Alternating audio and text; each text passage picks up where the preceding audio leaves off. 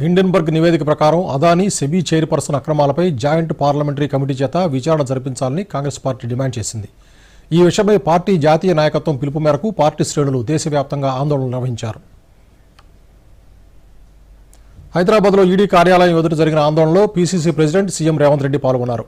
ఉప ముఖ్యమంత్రి భట్టి విక్రమార్క, పార్టీ రాష్ట్ర వ్యవహారాల ఇన్ఛార్జ్ దీపాదాస్ మున్షి పాల్గొన్నారు. అనంతరం ముఖ్యమంత్రి నేతృత్వంలో కాంగ్రెస్ బృందం ఈడీ కార్యాలయంలో వినతిపత్రం సమర్పించింది. అంతకుముందు కాంగ్రెస్ నేతలు గన్ పార్క్ వద్ద ఆందోళన చేపట్టారు. మంత్రులు తుమ్మల, పొన్నం, ఎంపీలు మల్లు రవి, గడ్డం వంశీకృష్ణ, ఎమ్మెల్యేలు వివేక్ వెంకటస్వామి, దానం నాగేందర్ తదితరులు ఆందోళనలో పాల్గొన్నారు.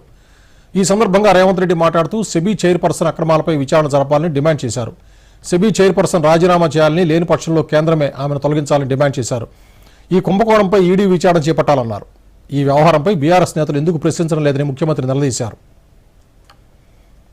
సెబీ చైర్పర్సన్ గారు పాల్పడ్డ తప్పిదాల మీద విచారణ చేయండి, తక్షణమే ఆవిడను తొలగించండి, ఆవిడైనా రాజీనామా చేయాలి సెబీ చైర్పర్సన్ గా, లేకపోతే కేంద్ర ప్రభుత్వమే ఆవిడను తొలగించాలి అని మన నాయకుడు రాహుల్ గాంధీ గారు, మల్లికార్జున్ ఖర్గే గారు డిమాండ్ చేశారు.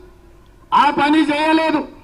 ఆ పని చేయనప్పుడు జరిగిన అవకతవకల మీద లోక్సభ, రాజ్యసభలో జాయింట్ పార్లమెంటరీ కమిటీని వేయండి అని కాంగ్రెస్ పార్టీతో పాటు ఇండియా కూటమి డిమాండ్ చేసింది. ఈ డిమాండ్ను అమలు చేయకపోను 4 రోజుల ముందే పార్లమెంటును వాయిదా వేసుకొని ఇవాళ భారతీయ జనతా పార్టీ ప్రభుత్వం పరారైపోయింది. అందుకే ఈరోజు ప్రజల దగ్గరికి వెళ్లి ప్రజల సంపద ఏ విధంగా లక్షలాది కోట్ల రూపాయల దోపిడీ జరిగిందో ఈడీ కార్యాలయాల ముందు ఈడీ విచారణ జరగాలి.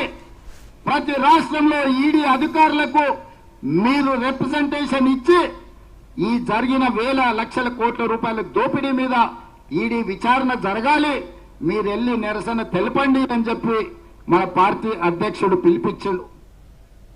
అదానీ లాంటి క్రోనీ క్యాపిటలిస్టులకి దోపిడీ చేసి పెడతా ఉంది.